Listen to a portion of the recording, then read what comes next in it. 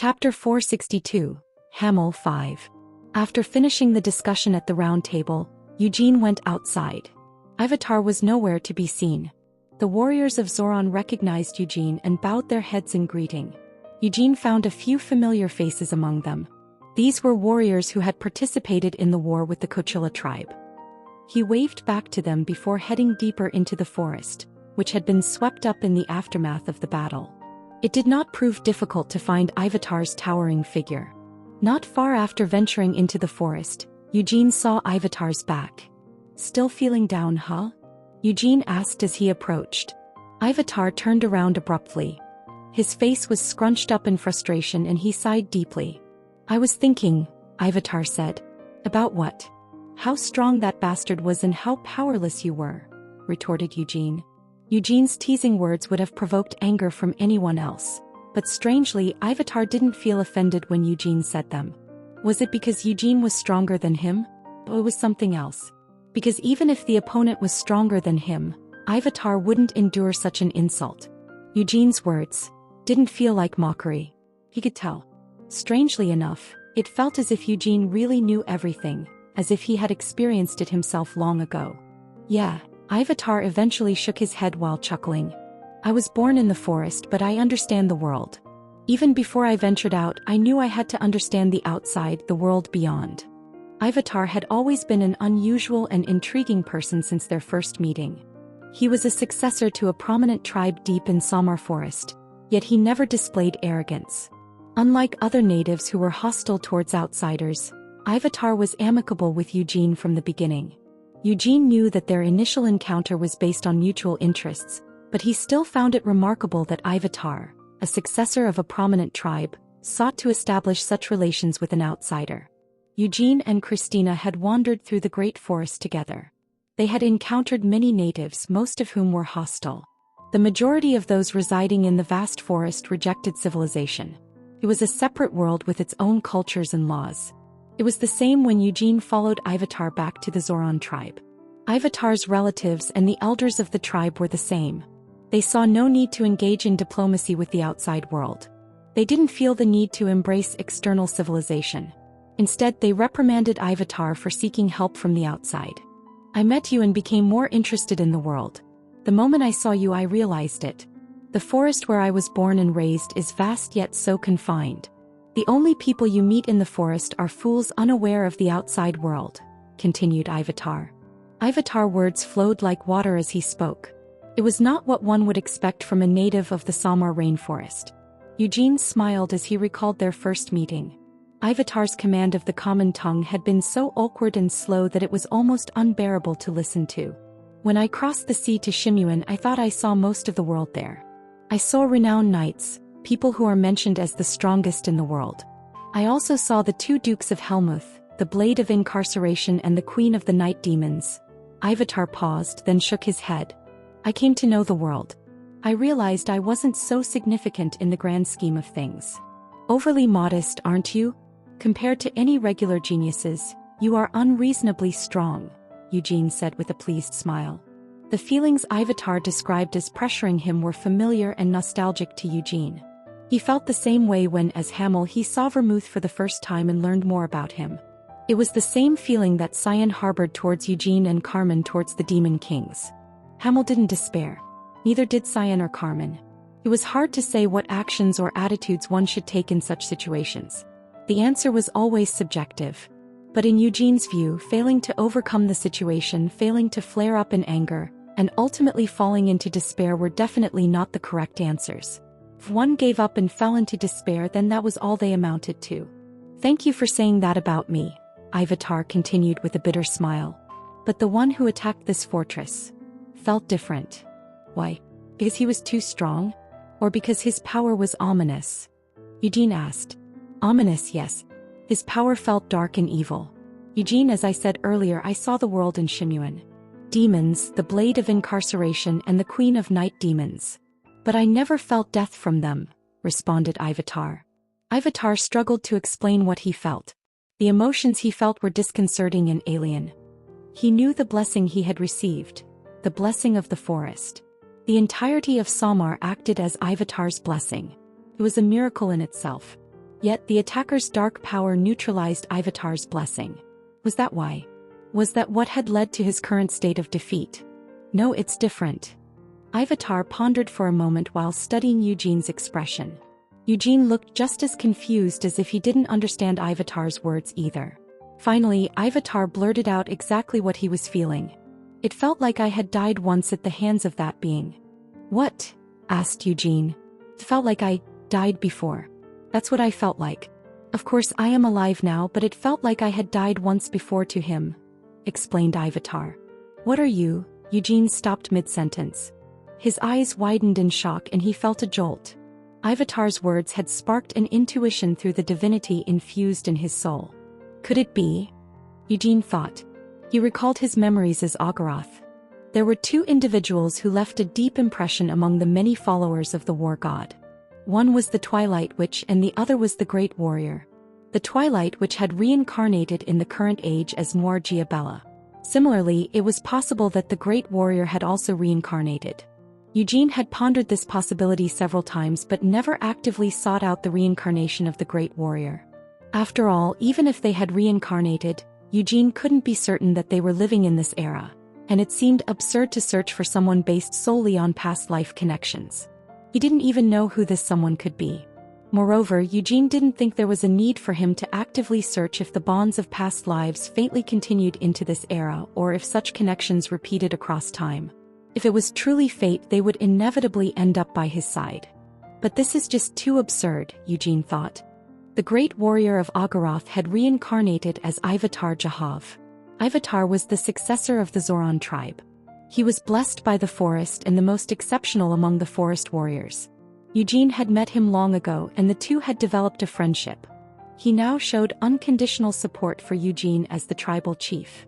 But now it turned out he was also the reincarnation of the Great Warrior. Eugene was hit with a revelation. It seemed almost as if Ivatar had been prepared for him.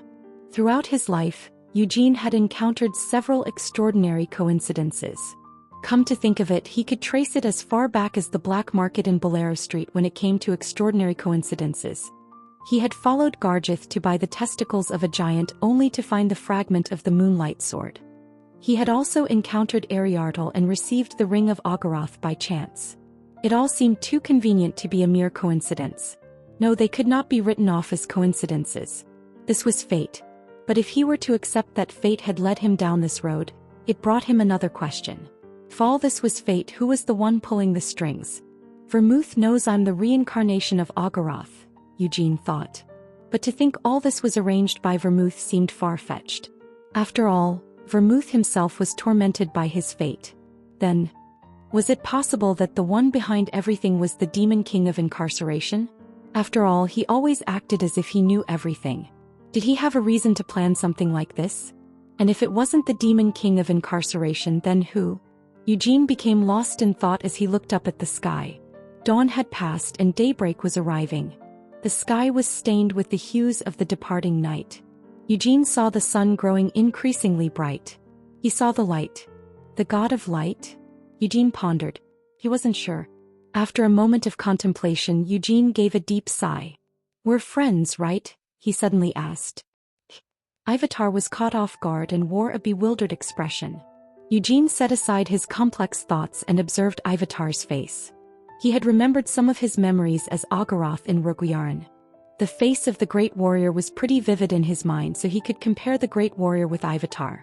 Their sizes are similar, but the faces don't match, Eugene observed. If he had to say, Ivatar was more handsome. This thought caused the corners of Eugene's lips to curl up. He felt somewhat relieved. At least in this life, the Great Warrior was not his enemy.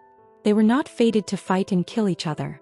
Eugene brushed aside the image of Noir fiddling with the ring from his mind. He approached Ivatar and, for no particular reason, patted his shoulder a few times. Look, even if you felt like you died once, you're alive and well now. That's what matters, assured Eugene. Yes, but still. Let's not dwell on needless thoughts. Eugene's tone was firm. He felt there was no need to confuse Ivatar with talks of past lives, especially since he was alive and well in this era. Saying something would only cause further confusion. I see no reason to keep my distance, Eugene thought. Ivatar was a good friend. They were of the same age and Ivatar was a great warrior. From what he heard, Ivatar had also united the forest to become its chief. He had no need to keep a distance when he should be solidifying their relationship and providing full support. It might be a stretch now, but I can reconsider him for the role of the great warrior in the future, thought Eugene. Right now he was accumulating divine power step by step. His divine power had grown immensely since he first drew the divine sword. But for now it was impossible for him to consider himself a god unless he drank until he was out of his mind. So, it was ridiculous to think about creating a great warrior. In the first place, Eugene didn't even know how a god created a great warrior. But someday it might be possible, Eugene speculated. Ivatar would come to rule all of Samar.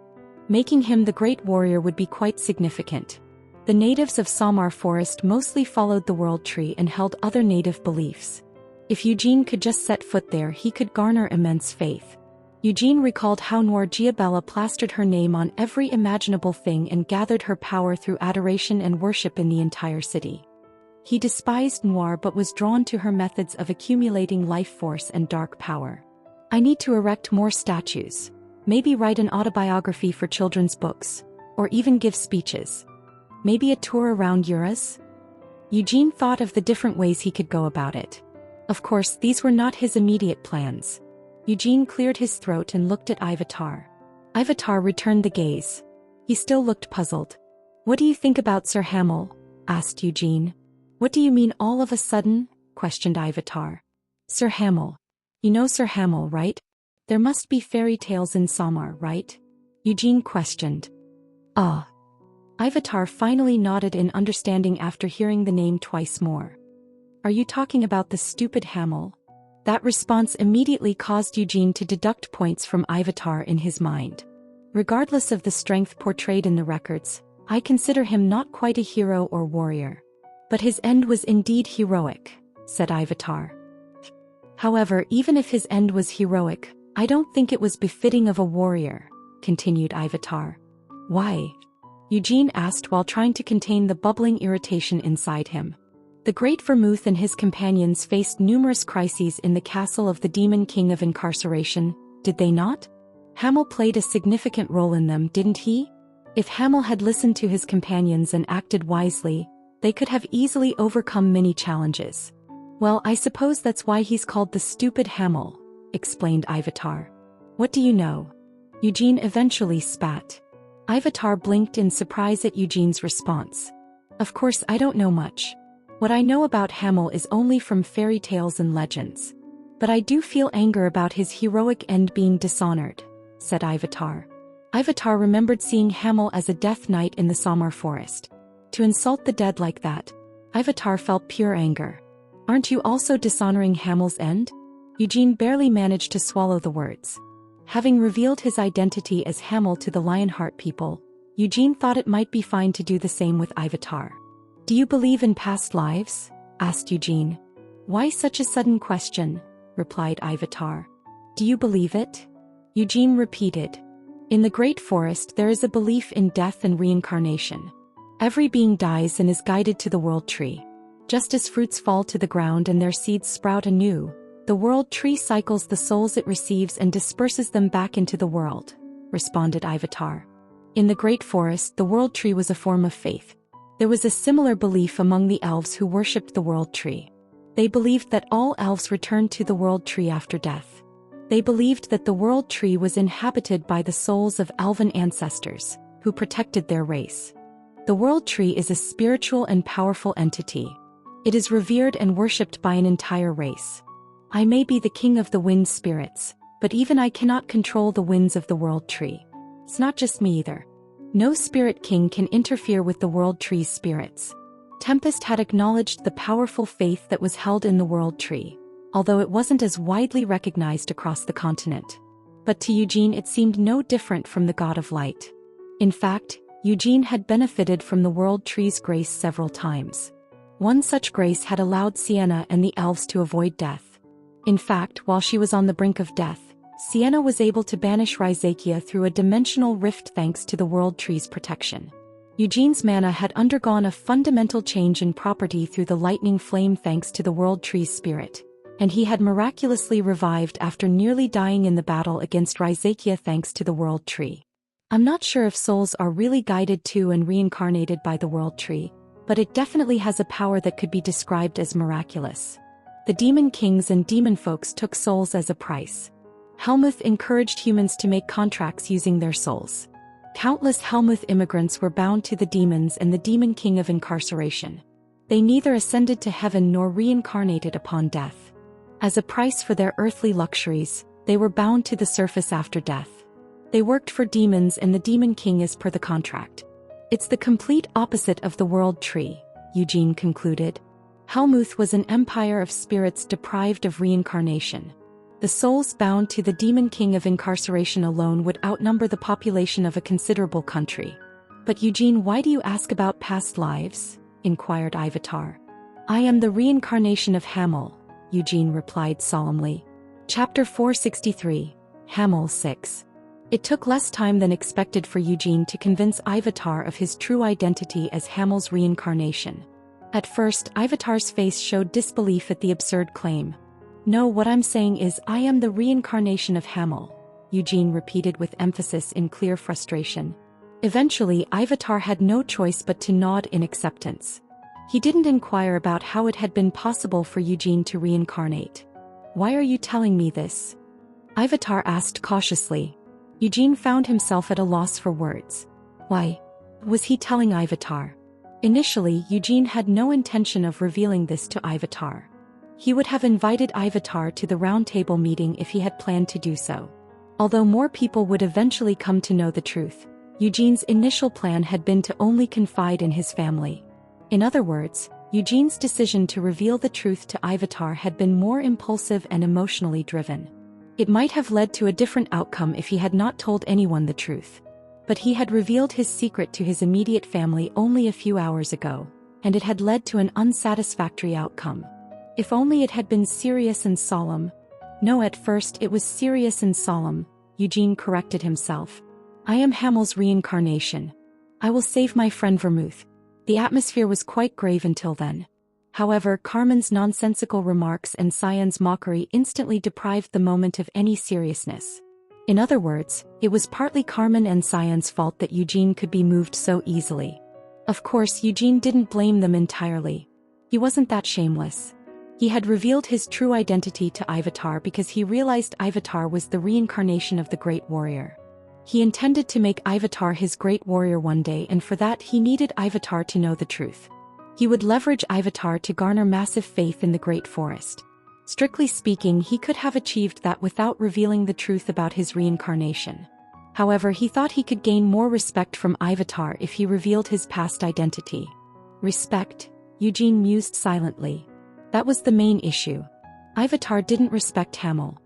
He acknowledged Hamel as a hero but not as a warrior, which Eugene found immensely irritating. A hero was a warrior. How were they any different? Hamel was an incompetent warrior because he caused his comrades trouble in battle? That was complete nonsense. Hamel had never foolishly fallen into traps in Babel and endangered his comrades. I am telling you this fact because... Eugene stopped mid-sentence and composed himself. He was sure he could honestly express his feelings and thoughts without issues.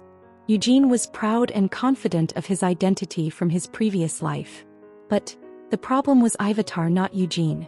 It would be very awkward for Ivatar if Eugene said he had revealed his identity because Ivatar didn't respect him enough. Eugene had known Ivatar for a long time. In fact, Ivatar had helped him out initially, and the two of them had fought as allies, albeit not back-to-back on the same battlefield. And now, Ivatar stood as the chief of Zoran. He was the monarch of the entirety of Samar Forest. His position was comparable to that of an emperor. Naturally, such a stature deserved respect. To imply that he revealed his secret because Ivatar didn't respect him would be akin to oppressing Ivatar with his authority from 300 years ago. Therefore, for Ivatar's sake, Eugene had to offer a different reason. It's because you suffered because of me, Eugene said solemnly. What do you mean by that? Ivatar asked, looking even more puzzled. Eugene maintained his serious demeanor. It wasn't difficult to give a reason, as it would be the same narrative he had shared with his family at the Round Table. The Black Lion Castle was attacked by Hamel's Death Knight. The Death Knight realized he was a fake and attacked to provoke me, the real reincarnation of Hamel. He deliberately chose a time when I wasn't here, and innocent Black Lion Knights and Zoran warriors suffered. Fortunately, no one died, but surviving and feeling humiliated are two different things, right, Ivatar? That bastard could have killed you, but he chose not to, said Eugene. Ivatar listened to the explanation in silence. His target wasn't you but me. That's why I'm revealing my secret to you, the chieftain of Zoran. I'm taking responsibility for this situation and apologizing to you, continued Eugene. There's no need to apologize. Ivatar shook his head vigorously. Why should you apologize for the rampage of that impostor? I harbor no resentment towards you, not one bit. It's not just me either. The warriors of Zoran don't blame their incompetence on anyone else, responded Ivatar. Ivatar, you truly are like a warrior. I acknowledge you as a warrior. Eugene's words were deliberate, but Ivatar didn't notice their manipulative undertone. Instead, he was visibly moved and firmly took Eugene's hand. Oh, hero of 300 years ago, I have misunderstood you, admitted Ivatar. I know very little about you. What I knew was from old fairy tales from my childhood in the forest. Ever since I was little, I always wanted to know about the outside world, especially the Lionheart family, as renowned as it was across the continent. I admired and respected the hero Great Vermouth, the founder of the Lionheart clan, explained Ivatar. I respected all the heroes who brought peace to the continent 300 years ago, but Hamel, as told in stories, didn't seem very remarkable to me. I did think that his end was heroic, but as a warrior, the brave Molan and Great Vermouth seemed more admirable to me. Eugene squeezed Ivatar's hand tighter. But it was I who was stupid. Hamel, please forgive my ignorance. I may not know much about Hamel, but I know a lot about my friend Eugene. Eugene is a hero and warrior esteemed by everyone in this world. Naturally, Hamel would be the same, said Ivatar. Eugene maintained a grave expression despite feeling extremely satisfied. Great and brave warrior, hero transcending 300 years through reincarnation, to walk the path of hardship again to save the world. To describe you simply as a warrior and hero would be an understatement. It would be disrespectful.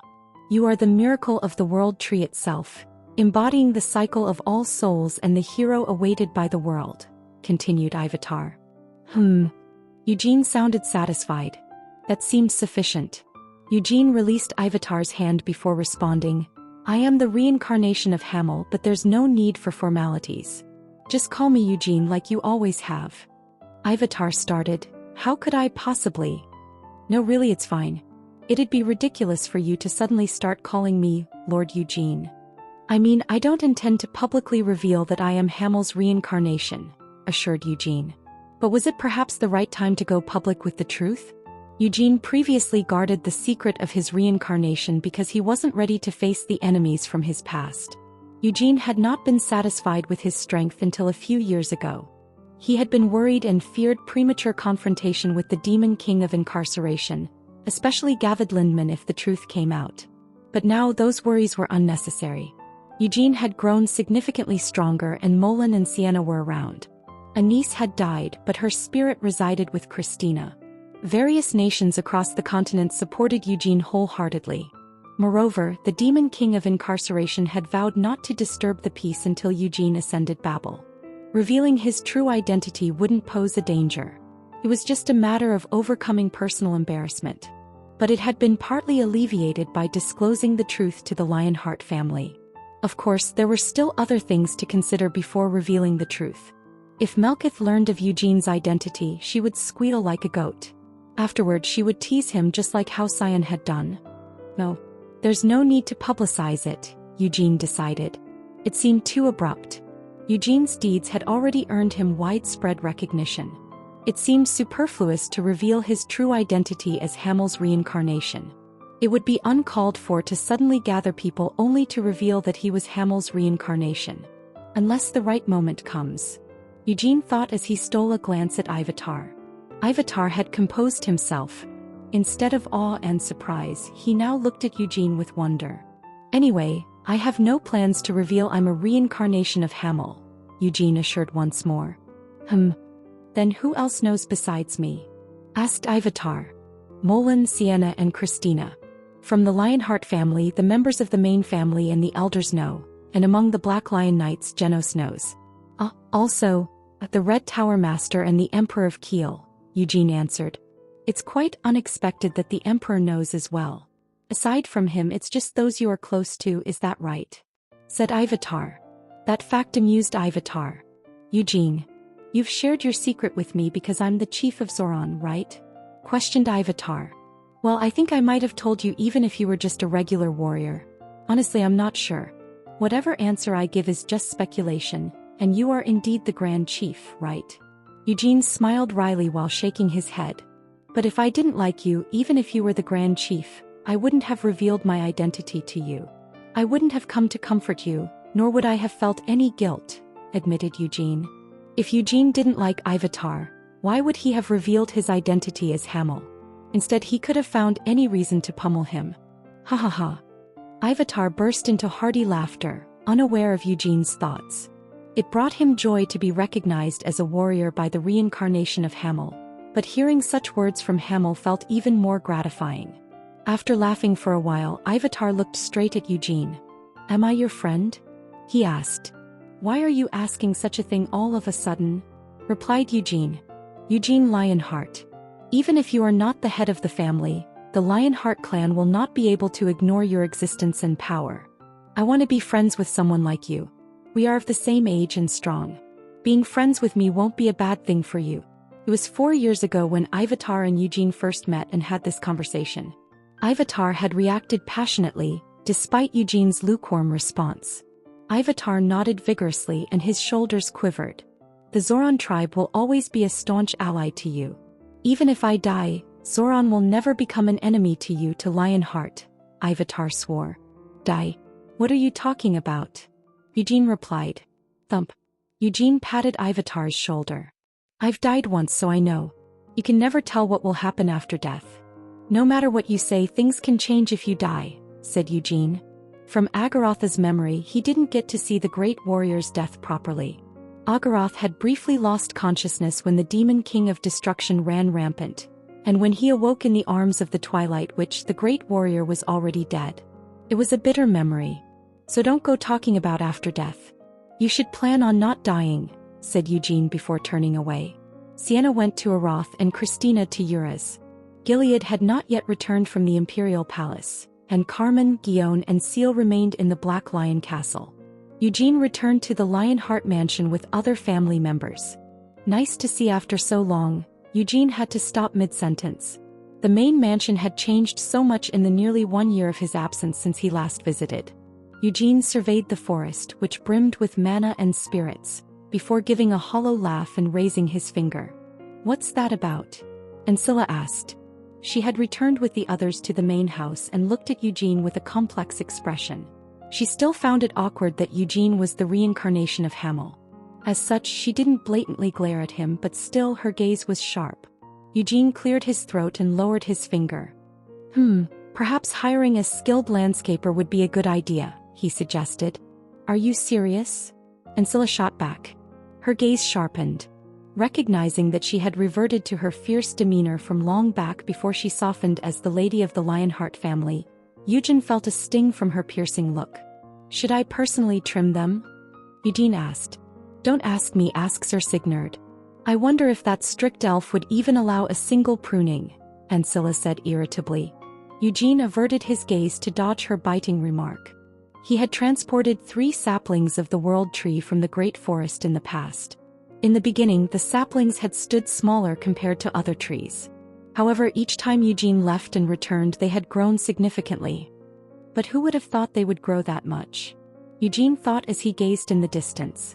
3 trees towered over all the others in the meticulously tended inner part of the Lionheart Estate's forest.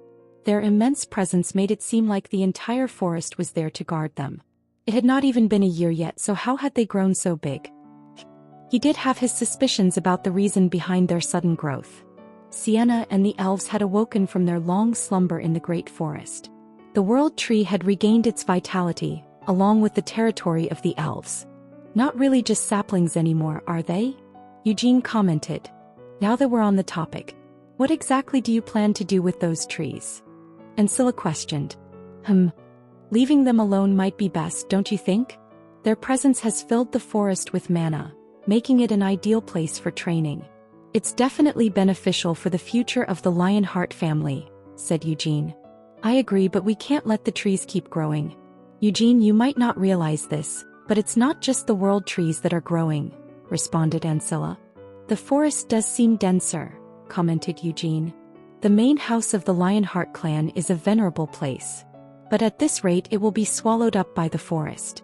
And Ancilla pointed towards the edge of the forest in vexation. Eugene observed the towering chimneys, forges and furnaces below. He quietly closed his mouth. How does this look to you? Questioned Ancilla.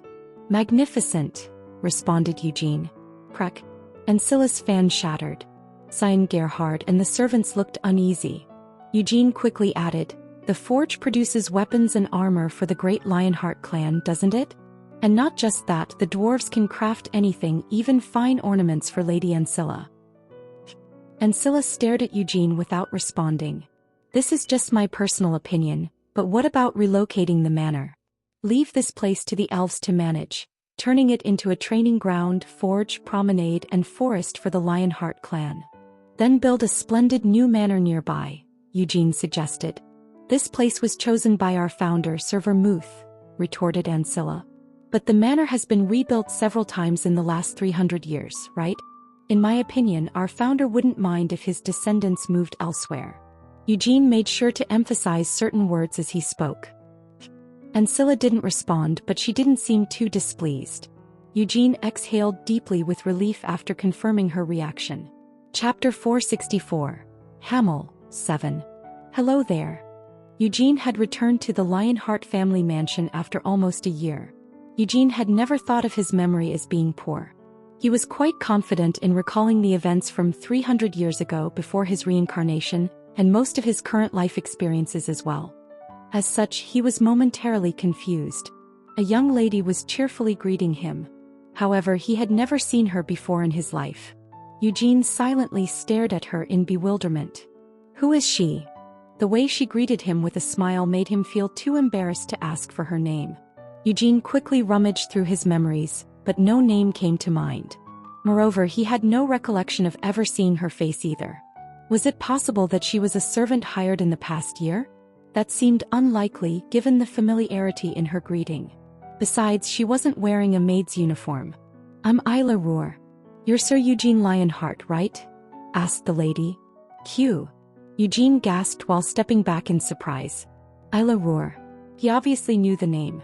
She was a distant descendant of Molan and the daughter of the reigning king of Roar, Almon Roar, the Beast King. However, according to his memory, Isla's current age should be. How is this a 12-year-old? Eugene wondered in shock. A typical 12-year-old should resemble Mare or Rhaenyra, but Isla was even taller than Seal. While her face still bore some childish traits, anyone would think she was much older than 12. No one would possibly think of her as a 12-year-old child. Eugene turned to Cyan with a bewildered expression. You scoundrel. Have you started a family while I was? He questioned. No way. Cyan exclaimed. He appeared genuinely aggrieved. I'm not married yet. Then why is she? But Eugene was interrupted. Father sent me here to learn more about the Lionheart's family traditions. Isla cheerfully responded. Eugene heard the rest of the story. The royal family of Roar had no intention of breaking off the engagement with the Lionheart family. Moreover, Isla herself desired a union with Cyan. Thus, the enthusiastic young girl had been staying as a guest at the Lionheart mansion for the past week. Cyan was destined to be the head of the Lionheart family one day. As such, even if Isla was a princess of a kingdom, Cyan couldn't possibly join her family as a son-in-law. This meant that if they were to marry in 5 years as planned, Isla would become the Lady of Lionheart instead. Traditions. Traditions. Are there really any family traditions that are worth learning in advance here? Eugene muttered under his breath. But Ancilla caught his whispers without missing a single word from nearby. Caught under Ancilla's scrutinizing gaze, Eugene quickly shut his mouth and focused his attention on Isla. Ahem, yes, nice to meet you, he quickly said. I've heard so much about you from my father. Isla beamed while waving at Eugene. Why was she waving suddenly? Well, she was just a child. Children her age often acted without any particular reason. This spontaneity was a stark contrast to the calculated behavior of the fakes. "Who are you calling a fake?" Mare spat from inside his cloak. However, he ignored her retort. After exchanging pleasantries with Isla, Eugene moved on to visit the nearby dwarven workshop. The dwarves from Hammer Island in Shimuan had set up their workshop on the Lionheart estate. Although the workshop was initially modest, it gradually expanded over time. The royal family of Shimuan had gifted Hammer Island to the dwarves, and the dwarves had resided there for generations. They had received necessary goods like beer and food by boat. Various orders from the guild also came with the supplies, and the dwarves would pick jobs that suited their tastes and start hammering away. They were always content with this lifestyle. After all, dwarves were accustomed to a life of revelry and crafting. Hammer Island was peaceful and pleasant. Anything they desired was promptly provided. There was no restriction that prevented them from leaving the island, but dwarves, unlike the other wanderlust-filled and freedom-shouting races, were content with brewing and crafting in one place. They were not ones to seek adventure. Such things were instincts deeply ingrained in their nature, much like the elves' love for living in forests. The dwarves who came to the Lionheart estate were among the best craftsmen of their kind, and each one burst with pride in their skills. Yet none of them had ever handled the entirety of a dragon's corpse. As such, they were bound to be astounded. In contrast to their relatively modest workshop, the dragon's corpse was majestic and beautiful. It was an unparalleled material, the finest of anything that could be found in the world. Naturally, such supreme material deserved the finest environment. Moreover, the Lionheart family allowed the dwarves to work with the materials as they pleased, and unlike Hammer Island, there were no strict orders to meet. They could request any material, and the best available quality material was immediately provided. Residing on a remote island versus a mansion close to the imperial capital with a warp gate on the estate. The difference was clear. The dwarves finally realized how tedious and frustrating it was to receive goods by trade ships. Yet, despite being provided freedom, they never neglected the reason for their presence in the Lionheart estate. They crafted armor from the dragon's scales and leather and weapons from the nails and teeth. It was only natural that exquisite weapons belonged in the hands of equally skilled warriors. As such, the dwarves didn't just produce items randomly for unknown clients but called in the Lionheart Knights one by one to custom-fit each suit of armor and weapon. Naturally, the workshop had to expand. The dwarves crafted things they had always harbored in their hearts and built new furnaces and forges to kindle their ambitions. The whirlwind of heat and fire turned the surrounding grass yellow, making it crumble like sand when one stepped on the grass. "It's lucky I didn't get slapped," Eugene thought with relief. He realized anew how gracious Ancilla really was. As she had said, this was the venerable Lionheart family estate. Initially, the workshop had been a fair distance from the mansion, but with repeated expansions and new housing for the dwarves, it had grown far too large. Eugene glanced at the mansion. It was located not far from where he stood. Initially, he had suggested relocating the mansion just to defuse the situation, but after seeing everything up close, he seriously considered relocation. A dwarf, busy observing molten metal in a blast furnace, recognized Eugene. It was Gundor, though the thick beard and soot-covered face made him hard to identify at first. He leaped towards Eugene from a far distance. Gundor was surprisingly spry despite having such short legs. "I shouldn't be thinking like this. Did I catch this from Sienna?" Eugene mentally rebuked himself. Gundor's agile leap was oddly fascinating. Eugene cleared his throat and asked, "Have you been well?" "It's been a while," Gundor responded with a grin, extending his rough, calloused hand. Eugene looked up at the blast furnace while shaking the dwarf's hand. "What are you working on?" Eugene asked. "Oh, just checking if the stuff inside is melting properly. Mixing dragon bones with orichalcum." Gundor halted mid-sentence and eagerly grabbed Eugene's hands. "But that'll take a while. Let's start with the urgent matter." "What's this urgent matter?" Eugene asked. "You need armor, don't you?" asked Gundor. "Armor?" If it were anyone else, they'd probably beam at a dwarf offering to make them armor, but Eugene didn't smile. He had never worn fine armor in his past life, nor had Molan or Vermouth. Death and life battles had been a daily affair in the Devildom. Managing one's body and weapons had been hard enough, let alone fancy armor. I don't need it, Eugene replied tartly. Modern knights flaunted stylish custom-made armor and weapons, but knights from 300 years ago had not. More often than not, obsessing over armor and weapon quality led to neglecting one's training. But Sir Eugene, you always use fine weapons like the moonlight sword, commented Mare. I've never neglected my training, retorted Eugene. Yet you're fixated on good weapons. You use the moonlight sword despite everyone telling you not to because of its dangers, said Mare. Mare mentioned the moonlight sword one more time and Eugene warned. Moonlight sword, moonlight sword, moonlight sword, moonlight sword. Mare taunted and Eugene immediately reached into his cloak to discipline her. Gundor watched the cloak wriggle with a grim expression. Sorry, the kid's ill-mannered, Eugene apologized. No. It's all right. But seriously, you won't wear armor? I've made armor for all the other knights. I've made one for the family head as well, said Gundor. I've never worn armor in my life, so I feel more comfortable not wearing it, responded Eugene. Then you should just wear armor that'll make you feel like you're not wearing it, countered Gundor. Does wearing something yet feeling like you aren't wearing it even make sense? Eugene questioned. It's not just any armor. It's Exid made from a dragon. Not just any dragon either, but the most formidable and vicious of them all. The demon dragon Raizakia, Gundor explained. And I'm the one who killed Raizakia. I was the one who stabbed him in the throat and killed him. Do you know what that means?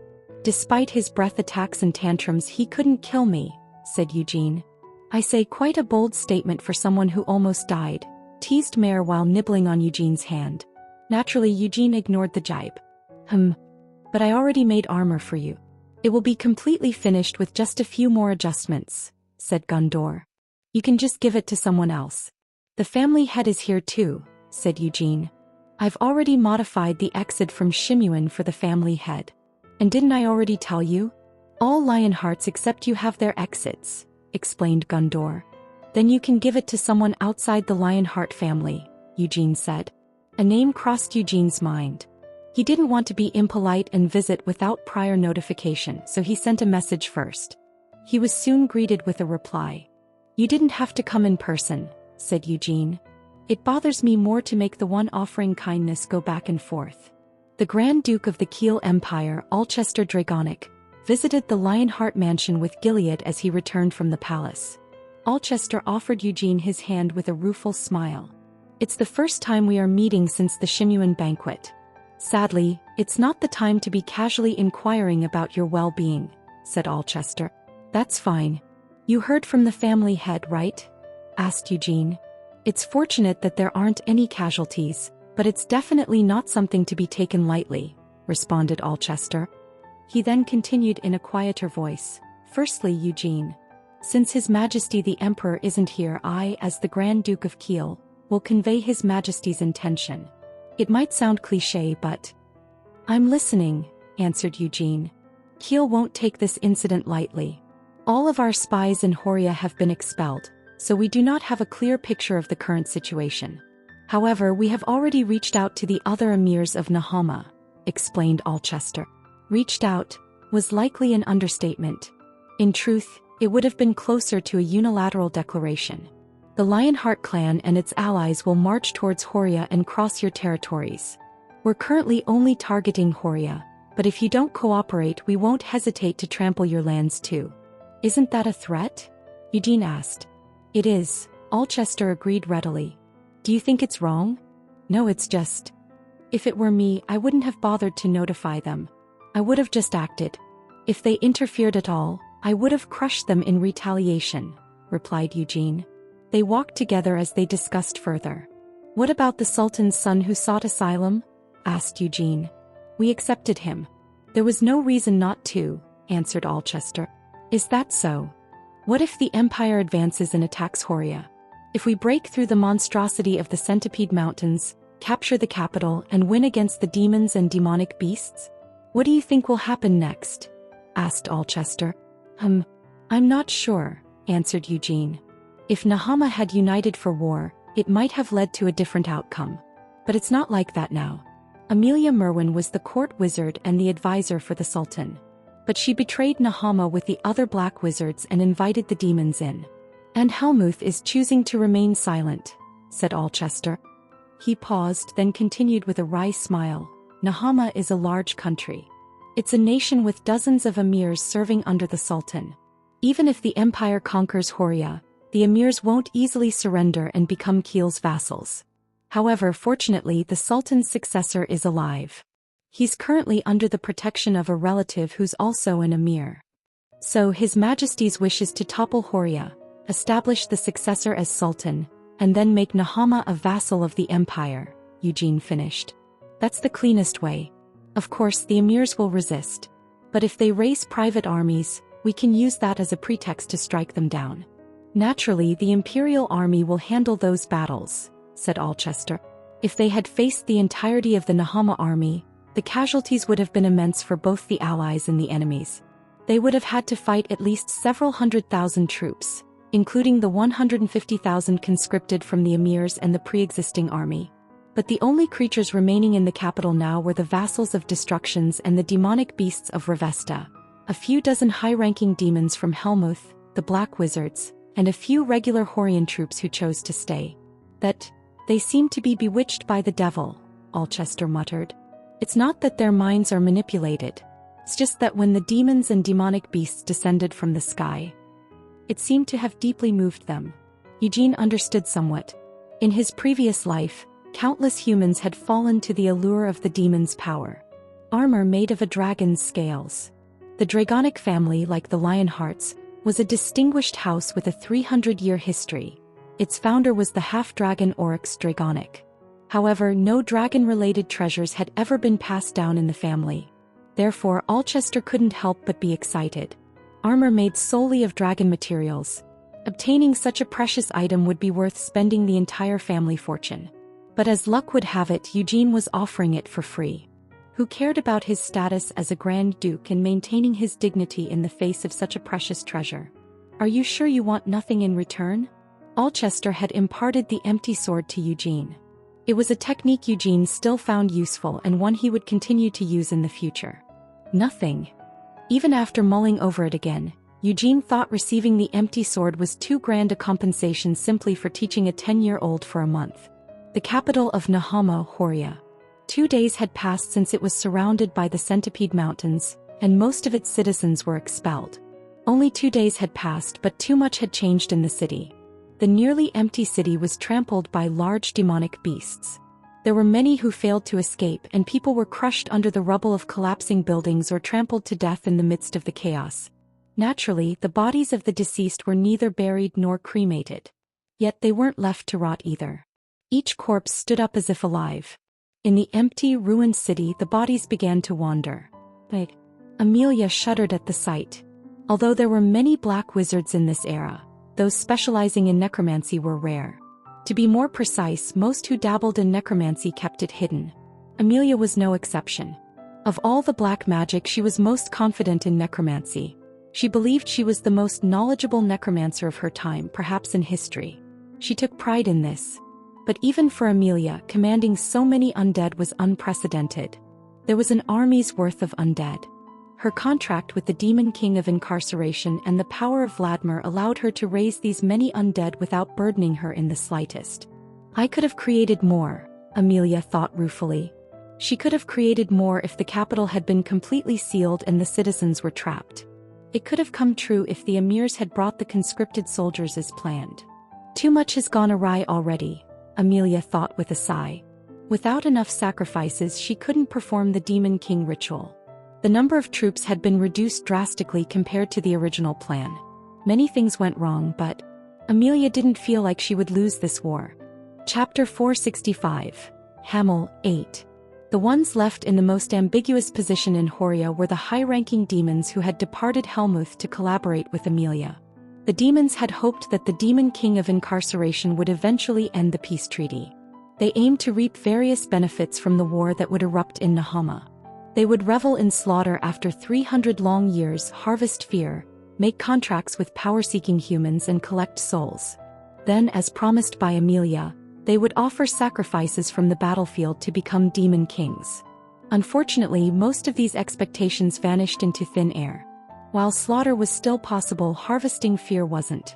There was only one subject of despair and fear in this war. Making contracts with power-seeking humans was impossible, too. Although some people were left in the city, the powers of the demons couldn't beguile them. It was impossible to collect the souls of humans without forming contracts. And becoming a demon king? It was impossible to even attempt the ritual. The hundreds of thousands of soldiers conscripted from the emirs never even got to participate in the war. The madmen that were beguiled by demons and the remaining humans in the city barely numbered 10,000. But instead of attempting the ritual with the few allies, if they sacrificed the enemies, or if they left the city and made another city the sacrificial grounds for the ritual, asking about it now would be foolish, even idiotic, since one demon had already asked the question on the first day. If the citizens are expelled, what happens to the ritual we were promised? It was a question aimed at Amelia. The demon never received an answer. He was immediately swallowed by a gray mass after asking the question. This silent execution didn't allow the demon any resistance, surprise, or pain. The ominous gray mass, the power of destruction, instantly swallowed and killed the demon despite the demon being ranked within the top 60. Although the demon's question went unanswered, the surviving demons took the execution as the answer itself. The devil was a terrifying existence whose mere presence caused everyone to kneel, and he clearly had no intention of performing the Demon King ritual for them. Hamel of extermination. The three strongest demons in Horia were ranked 26th, 33rd and 40th. All three demons had participated in Amelia Merwin's conferral ceremony as the new staff of incarceration. They had survived the event and knew that Amelia Merwin had turned Hamel of extermination into a death knight. Although they were under strict orders from Duke Giabella and Duke Gavid to keep silent about this fact, they found it both surprising and delightful that the notorious Hamel had been turned into a death knight and a servant to a black wizard. How did he acquire such power? These three demons could guess the identity of the devil after seeing him in action and because they had previously seen him. Despite the devil's masked face, they still relived the dreadful memories of Hamel. Oh, incarnation of destruction! The subjects of destruction from Revesta knew the spectre wasn't actually Hamel. The spectre was born from Hamel's corpse as a death knight, and the inhabiting soul was a fake. But that only increased their awe and worship toward the spectre as the incarnation of destruction. The spectre was a miracle wrought by the power of destruction. Both the body and the soul residing within were the products of the power of the Demon King of Destruction. Therefore, the subjects sincerely projected the Demon King of Destruction onto the spectre. The Demon King of Destruction was a true Demon King who rampaged indiscriminately in that joyful era of war. And now, the Demon King of Destruction had sent an incarnation after spending 3 centuries in slumber. The existence of the incarnation was, in itself, the manifestation of the will behind the name Destruction. Amelia Merwin's army of undead is complete. The spectre did not sit on the throne in the palace. Instead, he sat atop the highest tower as he stared down at the ruined city. He had been perched there for some time while looking down, and as such he was well aware that Amelia's army had been completed. He also knew that Alfiro had not reported it out of ignorance. The old, greedy vampire was displeased with the fact that the spectre was lingering in the city. He wanted to open the gates of the Centipede Mountains and strike first with the giant monster in the lead. There's a city not far from here. With your permission, I can join Amelia and... Alfiro's words were abruptly cut off. Although he wasn't directly under the gaze, the dark power emanating from the spectre probed Alfiro's soul, instilling a chilling fear as if he were stepping into death's realm. I beg your forgiveness for my presumptuous words, apologized Alfiro. He knelt down and buried his head. The spectre ceased his threat and withdrew his power. He could have killed Alfiro right there and then but judged it more convenient to keep such a powerful demon alive. At most a few days, the spectre thought. He knew that he didn't even need to intervene. Alfiro's life was limited to only a few more days. Of course, Alfiro thought differently. He misunderstood the spectre's lack of action. He felt exhilarated to have survived without significant punishment from the spectre. He recognizes me, Alfiro thought, thrilled. The high-ranking demons of Helmuth, including the 3 among the top 50, received power from the Demon King of Incarceration. However, Alfiro was considered one of the strongest among the subjects of destruction. He wasn't inferior even compared to the high-ranking demons of Helmuth. But He had no intention of comparing his strength with the specter's. However, he couldn't help when it came to that. Alfiro swallowed hard and cautiously lifted his head as he thought, I never expected such a thing to be hidden here. The city had long been Amelia's domain. She had been the Sultan's advisor and the Grand Master of Black Wizards. Meanwhile, she had been secretly working for a hidden purpose. Amelia had prepared a secret weapon for war before discovering Hamel's tomb and securing his remarkably well-preserved corpse. The Ashur Desert, where Amelia's dungeon lay, was unanimously labeled as the Desert of Death in Nahama. Amelia forbade anyone from entering the desert for decades because she had been devoted to the creation of this entity. She had made repeated adjustments for decades until finally, the creation was laid in the deepest part of the capital's underground cemetery to build up a concentration of death energy. This was the culmination of all her efforts. Kamash. The specter gazed upon the giant standing in the middle of the city. The image did not match Hamel's memory. It was inevitable given that Kamash died 300 years ago. Hamel's recollection of the giant's final moment was crystal clear. At the entrance to Helmuth was the plains of Palmyr. Kamash had attempted to demolish the massive barrier separating the continent from Helmuth to demonstrate his loyalty to the demon king of fury, his foster father. Hundreds of giants, led by Kamash, stood against a force of merely a few thousand humans. Having an advantage over hundreds of giants with only a few thousand humans was impossible. Hundreds of giants, especially those empowered by the demon king of fury, were a formidable force. An average giant was able to effortlessly defeat dozens of knights each. Given that the hundreds of giants were empowered by fury, even tens of thousands of knights would not have been their match. The steps of Kamash and the giants caused earthquakes even days before they arrived in the plains of Palmyr. Although the number of those gathered to defend against the giants initially was greater than thousands, the growing, deafening sound of the giants' footsteps had caused the numbers to dwindle. A few thousand humans had been too few a number to block the hundreds of giants. However, Kamash ultimately met his demise on the plains of Palmyr, his head severed. The hundreds of giants following him also perished. The vast plains were soaked red with the blood of giants. It had only been possible because of how fiercely and desperately the humans fought. Or rather, it was because Vermouth was there. I remember, the specter murmured softly. He recalled the intense memory of human desperation on that battlefield. At that time, Vermouth and his companions hadn't yet defeated any of the demon kings. However, their trust in each other solidified as they crossed into Helmuth and marched towards the demon king's castle. Although they were awkward and clumsy when they first entered Helmuth, they had grown to respect and acknowledge each other by the time they returned to the Palmyr plains.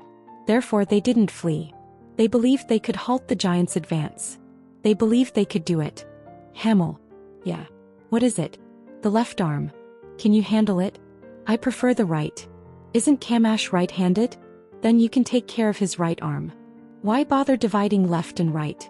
I'll just do as I see fit. Hamel and Vermouth confronted Kamash together. Vermouth didn't have the moonlight sword then, but he did not need it to kill Kamash. The specter remembered it vividly. He used axes, swords, spears and every weapon at his disposal to stop Kamash. He severed Kamash's ankles, pierced his knees and tore off his arms, making it impossible for him to walk or swing his arms. Then he was decapitated. Even after Kamash's death, the battle on the plains continued. The giants loyal to Kamash didn't retreat, even after their leader's death. Eventually, though, the battle concluded. Most giants were slain and the survivors retreated into the Devildom. Kamash's body also disappeared then. Some giants carried away his torso and others brought back his severed head. Perhaps it had been to create a tomb or present it to the demon king of fury. The specter remembered Hamel talking about it in an exhausted state, drenched in blood from head to toe. Will the soul be the same? The specter wondered. His head and body were back together, although there were new, different limbs replacing those left on the Palmyr plains. This was an undead created from Kamash's body, but how much of it truly remained Kamash? To the specter it seemed more like a chimera carefully crafted by Amelia. Yet it was no laughing matter. This monster was stronger than Kamash when he was alive and more powerful than the high-ranking demons in this city. Will Molan come? He wasn't certain, but Molan seemed to have a reason for being stuck in Lahanjar. Sienna will definitely come with you. Could the saint of this era replace the deceased Anise? The specter smiled bitterly. Vermouth isn't here. But that wouldn't be a major issue. The specter knew the strength of Eugene Lionheart. It was hard to imagine how much stronger he had become since a few years ago, even without Vermouth or Molin. Soon. Hamel was coming. Eugene Lionheart is coming. The specter stood up while murmuring to itself. Hamel, or rather Eugene, would come to kill him without hesitation. He would slay everyone left in this city without any remorse. The specter prepared a battlefield for Eugene to unleash his full strength, leaving only those in the city whose lives didn't matter. Eugene would probably see his past on this battlefield. Demons, undead, demonic beasts, and humans who sold their souls. He would see enemies he desperately wanted to kill. And me, the specter thought. He had initially planned to die for Eugene's sake. He would have done so if he had not met the Demon King of Incarceration. But now the specter no longer wanted to do the same. I can't do that. The specter closed its eyes, which were tinted with a dreary light. Before Hamel arrived, he would need to meet them at least once. The dark wizard Amelia Merwin instigated a rebellion. All her followers, the dark wizards, aided in the treason along with the demons from the Helmuth Empire, who had colluded with her before. Amelia's homeland was Revesta, the territory of destruction. The demons of Revesta joined in Nahama's rebellion, and many sealed demonic beasts were released in the process. His Majesty the Demon King of Incarceration has expressed deep regret regarding the situation above. However, the Helmuth Empire could not resolve Nahama's crisis. The Demon King of Destruction stands behind Amelia Merwin. The Demon King of Destruction is a great demon whom even the Demon King of Incarceration cannot confront lightly. Moreover, Revesta, the domain of destruction, isn't technically a territory of Helmuth. The lack of conviction in these words was apparent to Gavid Lindman as he spoke on behalf of the Demon King of Incarceration. It would be the same to anyone else on the continent. Yet that was acceptable. Demons who crossed over to Nahama to collude with Amelia will never again set foot in Helmuth, he continued. No other sanctions would be imposed. Helmuth will not interfere in Nahama's affairs. This was the most crucial declaration. Helmuth would not assist Nahama nor the continent's alliance. Helmuth and the Demon King of Incarceration would remain inactive. It's hard to grasp the intentions, Gavid thought. It was already known that Nahama would become a battlefield. Although Helmuth wasn't directly responsible for the situation, the Demon King of Incarceration had remained silent and passive. His inaction had essentially aided Nahama, or rather Amelia Merwin. He had remained silent despite already knowing the consequences. There was an expectation that the 3 centuries' promise of peace would end with the war in Nahama. If Amelia Merwin transformed a few demons into demon kings, the 300-year era of peace would inevitably end. His Majesty the Demon King of Incarceration is behind it, Gavid concluded. Apart from everything else, the release of the sealed demonic beasts in Revesta indicated the involvement of the Demon King of Incarceration. Though officially it was stated that the subjects of destruction released the beasts, Gavid knew too well this was impossible. The demonic beasts in Revesta were sealed by the power of the Demon King of Incarceration. Even if the subjects of destruction collectively self-destructed, they couldn't break the Demon King of Incarceration's seals. Yet the demonic beasts were released. Moreover, the Demon King of Incarceration was even assisting Amelia in Horia. Yet His Majesty decided not to participate. Before Gavid could act on his discretion, he was given an imperial decree from the Demon King of Incarceration. Helmuth would not act. Originally, Gavid intended to get permission to deploy troops to Nahama. He had been preparing the Black Mist and the Demon Army for this purpose. Helmuth will not act. In the end, His Majesty is waiting for the hero to challenge Babel. Although it was irreverent to harbor any questions or doubts towards the Demon King of Incarceration, whom Gavid respected greatly, he couldn't help but question. Why is His Majesty so obsessed? This fixation was abnormal, almost fanatical. The Demon King of Incarceration had not been this obsessed, even with the Great Vermouth from 300 years ago. But why? Eugene Lionheart. Gavid narrowed his eyes while continuing to read the prepared statement. We wish the Horia Liberation Army good fortune. It was a group of warriors drawn by the title of hero associated with Eugene Lionheart, or perhaps actively rallied by Eugene himself. Gavid looked at the list of the Allied forces and couldn't help but think, I should have killed him when I first saw him. Back then, Gavid could have crushed him as easily as a bug. But now he had grown too powerful to be crushed. Chapter 466, Horia 1. Eugene had received a formal commission to retake Horia from the previous sultan's exiled heir and gain the support of Nahama's emirs. There weren't any obstacles in the process of obtaining the commission.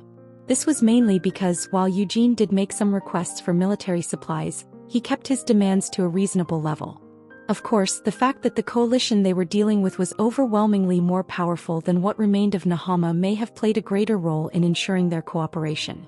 It was only after the emirs of Nahama had all gathered together that their nation could even field a sizable force.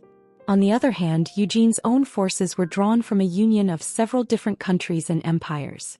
Together they made up the Horia City Liberation Army, or at least that was the name that got attached to them. In fact, the coming battle promised to be quite the spectacle. Nahama's capital city, Horia, had been taken over by evildoers and demon folks. So warriors from all over the continent, including the hero himself, had gathered together and would soon set out to liberate Horia, which had been overrun and completely blockaded. This unambiguous cause and noble intention had been spread throughout the entire continent, garnering enthusiastic support. All of this attention and support had naturally attracted the interest of many individuals. People with the money to spare for a good cause were the first to take action, sending in donations. Then, before a full commission had even been written up for them, knights errant and mercenaries had also been drawn to the expedition. However, Eugene had no intention of recruiting any excess forces.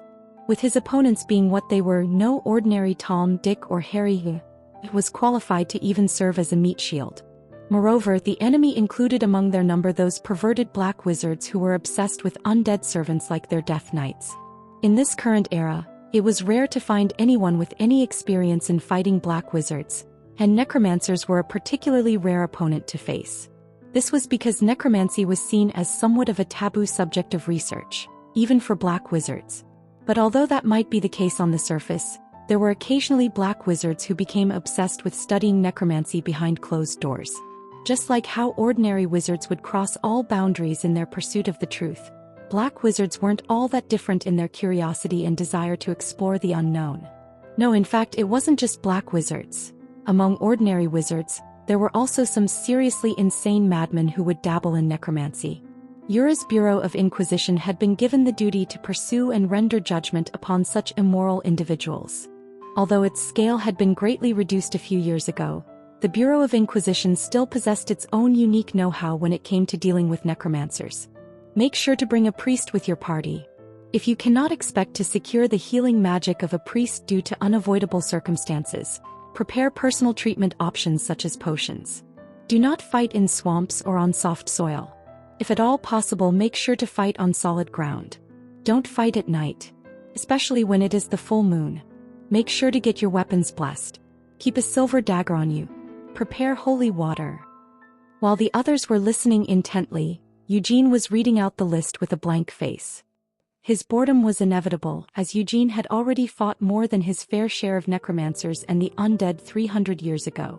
If one of your allies goes down, use Waggleson. Eugene paused in surprise. Waggleson? What's that? It's a drug that can be used to dissolve corpses, Gilead explained. If you pour a generous amount of the drug onto a corpse, the body will melt away and disappear before too much time has passed. Where in the world could you find such a convenient drug? Eugene asked in disbelief. It is made by imbuing various poisons and spells into holy water. It is a product developed by Ura's Department of Holy Magic Research. Crusader Raphael, commander of the Blood Cross Knights, explained with a stiff expression. We have a similar type of potion in Arath as well. It doesn't use holy water as a base, but well, ahem. Sometimes it's better to have something on hand that can cleanly dissolve unwanted bodies. Tremple, commander of Aratha's court wizards, spoke up, apparently out of some strange sense of rivalry to the Crusader. So there really is a drug that can dissolve the corpse that it's sprayed on. No matter how you look at it, it seems like that drug would be more frequently used for purposes other than counteracting the raising of the undead, Eugene mused with a frown. Tremple coughed awkwardly. Ahem. Eugene just shrugged. Well, that's none of my business. Next up on the list. If you don't have any Waggleson, then the corpse should be burned. If even that is too difficult to manage, you should at least cripple the arms and legs. An undead's combat performance varied greatly depending on the soul and the state of the corpse used. One factor that particularly influenced an undead's ability to fight was how they had died. If they died from being beheaded, the resentment from that fact would create an embryo that could allow the undead's transformation into a Dullahan. If the corpse had been dead for a long time and its flesh had rotted, it would become just a common ghoul. And if the corpse had been dead for even longer until only bones remained, then it would become the weakest of all undead, the skeleton. So damaging your comrade's body after their death was a common countermeasure against the raising of the undead that was already in widespread use 300 years ago. Though back in my day we started by destroying the face first, Sienna muttered. She had been listening quietly on the side. Several people turned to look at Sienna in surprise at these harsh words. Why are you all looking at me like that? Flustered at all the attention that she had suddenly drawn, Sienna continued speaking. After all, in the old days, there were a lot of necromancers, and there were also plenty of deceased for them to choose from. So just in case the undead that showed up to block our way forward might happen to be an acquaintance from the past, we would just... So that's why you would destroy their faces? How could anyone be so cruel? Did you really do something like that yourself, Big Sis? So if I die in this next battle, Big Sis, would you really tear my face off? Melkith cried out, making a loud fuss. Sienna was now pursing her lips and glaring at Melkith, but Melkith's performance hadn't ended yet. Melkith shivered. Although I don't want to even think about it, just in case I die in the next battle if possible, can you make sure to take care of my face cleanly instead of tearing it into pieces? But still, after I die, I would actually prefer to be buried in my hometown. Balzac, sitting across from her, suddenly kicked Melkith in the shin. Melkith let out a shriek of surprise at this unexpected kick, but no one showed any concern for her pain. Balzac cleared his throat. Ahem. I can handle any necromancy from Amelia. Though in fact, with the prestigious priests of the light, the Malficarum, and the Blood Cross Knights all present on the same battlefield, there's no real need for me to step forward. That's as it should be, Raphael said proudly as he narrowed his eyes and glared at Balzac. Black Tower Master Balzac Ludbeth. I don't really appreciate the idea of joining forces with someone like you. However, at a time like this, I can't cut you down no matter how much I may wish to. Balzac just laughed. Huh. There's no need to be too suspicious of me. My intentions are purely... A black wizard cannot claim to be purely anything, Raphael spat out, cutting Balzac's words short. Raphael was still the same as ever.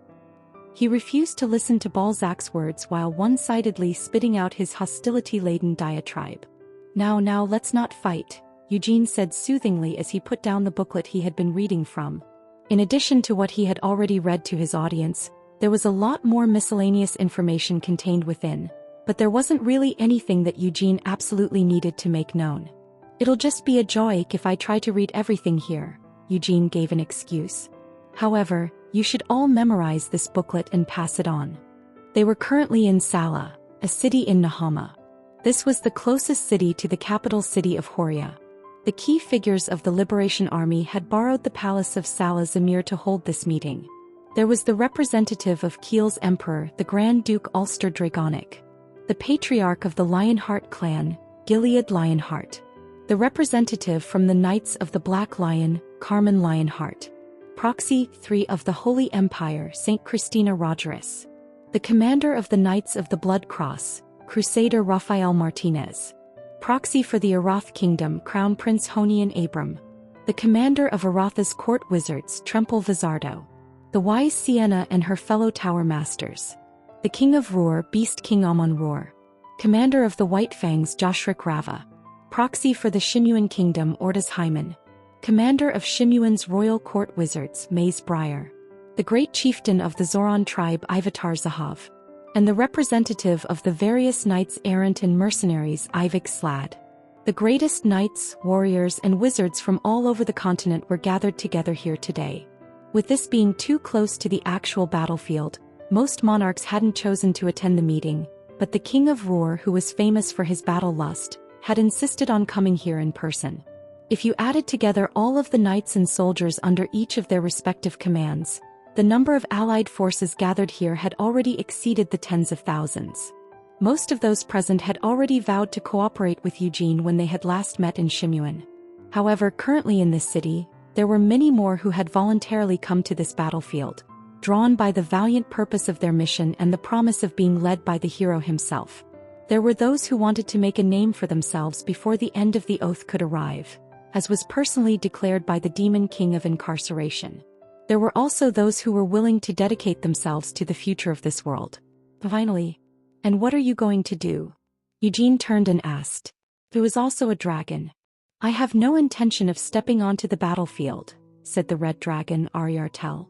Eugene hadn't gone looking for her to ask for her help.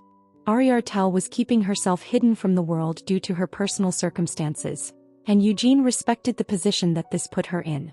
However, Ariartel suddenly showed up of her own volition, even without Eugene reaching out to her. At first, Eugene had wondered if she had come here after hearing the rumors, but after seeing her pick the seat next to Alchester among all of the seats available to her, Ariartel's intentions had been made clear. They might not be her real relatives, but it seems like she still can't resist being worried for them, Eugene observed. Oryx, the founder of the Dragonic clan, had inherited his power from Ariartel's father and had become a half-dragon. Although they couldn't really be called relatives due to that, they weren't exactly strangers either. In fact, it was still surprising that a dragon would care about such loose, familial relationships, so perhaps Ariartel was just different from the rest of her species. After all, hadn't Ariartel already shown that she found enjoyment in keeping an eye on the Dragonic clan? Perhaps she's just here out of concern for Leo, Eugene thought consideringly. He recalled the dragon fear that he had been subjected to while training Leo. When he thought about it that way, Ariartel suddenly seemed extremely suspicious. Wasn't it a bit strange that a hundreds-of-year-old dragon was watching over a boy who, by now, had just turned 10 years old? "I don't intend to reveal myself publicly," Ariartel continued, "especially where the Demon King of Incarceration might see me." Ariartel might be a dragon, but even she found it difficult to read what was going through another person's mind. So Ariartel couldn't understand why the stupid Hamel was looking at her like that, but she didn't bother to ask the reason and just focused on saying what she had to say. "I've heard it said that the Demon King of Incarceration and the forces of Helmuth will not be intervening in this battle," Ariartel said doubtfully. "However, aren't there suspicions that the Demon King of Incarceration may have already intervened in this war personally? Moreover, the Black Wizard who led the revolt that overthrew the Sultan is someone who has made a contract with the Demon King of Incarceration. Could it be that Ariartel had red hair even in her polymorphed form because she was a red dragon? In that case, was the reason why Rhaenyra and Rhyzakia's hair was black as they were both black dragons? If so, would that mean a blue dragon's hair must be blue and a gold dragon's hair gold?" While thinking such pointless thoughts, Eugene allowed Ariartel's words to just flow over him. However, most people here were intently focused as they listened to Ariartel speak. They couldn't help but compare Ariartel, who was talking to them with a dignified expression, to the hatchling Eugene had been dragging around with him. "I have my own mission that I cannot make public. That is why I cannot afford to risk my life or even get injured. However, just as my dragon race did 300 years ago, I wish to respond to the chaos of this era and lend my strength to protect order," Ariartel solemnly declared. When the era of the war first began 300 years ago, all of the dragons had flown up to the Devildom. Upon arriving there, most of them were killed by the Demon King of Incarceration and the Demon of Destruction, while the dragons that barely managed to survive were forced to go into a state of hibernation in order to forestall their deaths and treat their injuries. Ariartel was left in charge of managing the cradle of the dragons, which kept the surviving dragons in hibernation. If she were to receive a fatal injury or outright die, the dragons that had entered hibernation would also have to face a deadly challenge. "And how do you intend to lend us your strength?" Eugene asked. "You could lend us a few of your scales." "How could you suggest such a thoughtless and horrible thing?" Ariartel retorted as she shot a glare at Eugene. If he had always had such an inconsiderate tongue, it made sense for him to be called the stupid Hamel. However, only a few people present were aware that this man was a reincarnation, so Ariartel remained conscious of this fact and was careful with her words. "Human, don't you think you've already received quite a lot of help from me?" Ariartel reminded Eugene. "I have to admit that you have helped us out," Eugene agreed. "And haven't I done so this time as well?" Ariartel said challengingly. I extended the reach of the warp gates in other countries so that they could reach this city. It's not like you did that all by yourself, Eugene interrupted. Ariartel's brow trembled as she tried to keep herself from scowling. I may have accomplished the feat together with the wise Sienna and the other human wizards, but my draconic incantations were of great assistance. That's right, if it weren't for Lady Ariartel, it would have been a much more troublesome chore, Sienna chimed in with a nod to support Ariartel. Yet right at this moment Eugene and Sienna quickly exchanged a conspiratory glance. This was all part of a carrot-and-stick strategy they had worked out in advance. Eugene was in charge of swinging the stick while Sienna gave out carrots, and the goal of their strategy was to extract further material support from Ariartel. As expected of the wise Sienna, you do recognize my efforts, Ariartel nodded proudly. Your contribution was so impressive that it made me understand clearly why the dragons were called the race closest to magic, Sienna sighed admiringly. Ariartel's mood was immediately improved by Sienna's compliment, and she gave a bright smile. Oh, wise Sienna, your magic was so superb that not even a dragon could attempt to match it. It is said that praise can make even a bear dance, but it seems that dragons weren't all that different from bears. Although Ariartel originally only planned on protecting Alchester, and since he already had his armor she was just thinking of giving him a special sword, Sienna's praise had led Ariartel to change her mind. I will open up the dragon's treasury, Ariartel said. The dragon's treasury was a storage space that contained all of the treasures belonging to the hibernating dragons. All of the valuable treasures piled within that space were currently being managed by Ariartel. It's impossible to arm the entire Liberation Army, but I can hand all of the heroes here today whatever weapon they may desire, Ariartel generously offered. Things had gone exactly as planned. Eugene and Sienna shared a satisfied look. This deserves a round of applause, Eugene said as he stood up and started clapping. Sienna immediately followed suit and started clapping herself, and soon, everyone sitting at the table was also applauding Ariartel. Ariartel looked bewildered by the sudden applause, but it seemed that she didn't find it too unpleasant to be applauded like this. Dragged to her feet by Sienna's hand, Ariartel stood up and said, ahem. To all the human heroes present, I, the Red Dragon Ariartel, would like to give you my blessing on behalf of all the dragons who are unable to be present. Another round of applause. Eugene cheered as he renewed the strength of his clapping. Clap, clap, clap. The entire room was filled with the sound of applause. Asterisk, asterisk, asterisk. Although this was stating the obvious, Eugene didn't need any more weapons. That was because he already had more than enough weapons on him. However, that wasn't the case for the others. Especially in the case of Alchester, for whom Ariartel personally placed a sword in his hand. The sword was one of the dragon's relics. Although it might not have been created directly from a dragon heart, like Akasha or the improved Frost, the relic sword was imbued with various protective enchantments. On top of that, Ariartel further enchanted it with a draconic incantation, giving it a connection to her own dragon heart. The Dragonic clan's secret technique, the Empty Sword, was able to reach tremendous exponential growth in power that was only limited by the mana capacity of its wielder. As a knight who was considered to be one of the best in the entire continent, Alchester might not be considered lacking in terms of mana capacity, but if a dragon's high-purity mana was added on top of that, the power of Alchester's Empty Sword would be multiplied several times over. I'm grateful that you're opening your treasury to us, but since you already agreed to help, can't you participate in the battle as well? Eugene probed. Ariartel sniffed. Stupid Hamel, have you already forgotten what I just said?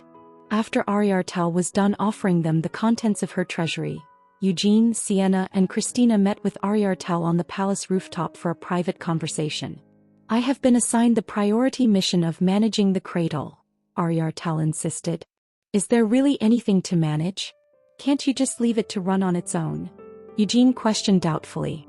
Ariartel shook her head. What a truly ignorant thing to say. Do you really think that the other dragons would have been able to stay asleep for hundreds of years if I had just left the cradle on its own? Eugene just shrugged. They're dragons, aren't they? You really are so thoughtless, Ariartel sighed. A dragon's hibernation has many requirements. I need to go in and out of the cradle periodically to purify the air within, tend to their wounds and provide the cradle with mana. Did she have to clean up their excrement as well? For a moment, Eugene was taken over by his curiosity and slowly parted his lips to ask her this question. I can guarantee if you ask her that, you really will get punched by her. Mare, who had read Eugene's thoughts, quickly pinched Eugene in the side as she tried to dissuade him. Eugene tried to persuade her. What, you're curious as well, aren't you? Mare denied it. I'm really not all that curious about that question, because I actually already know the answer. Could it be that you didn't know, Sir Eugene? Whenever Rhaenyra uses the bathroom. Kaya! Rhaenyra let out a fierce yell as she rushed over to silence Mare. Eugene grabbed his cloak tightly, which had started bulging in places and shaking from the pair's argument. What about you shooting out one of your breaths from a distance? Eugene suggested tentatively. I cannot do that, Ariartel replied firmly. At these words, Eugene just clicked his tongue and nodded his head. If you really dislike the idea that much, then it can't be helped, he said with a sigh as he turned his head to look outside the city. A pitch-black wall was all that could be seen of the city far to the east. Even from this far away, the sky that was being choked with dark clouds and the fog drifting around the base of the wall was visible from the rooftop. There's no need to worry, my benefactor, Rhaenyra said in a muffled voice. She was caught in a tussle with Mare as they pulled on each other's hair. That evil barrier is nothing to a great race like we dragons, who are said to be the closest race to magic. I, the black dragon Rhaenyra, will shatter it with one breath. For some reason Eugene couldn't muster up much faith in Rhaenyra.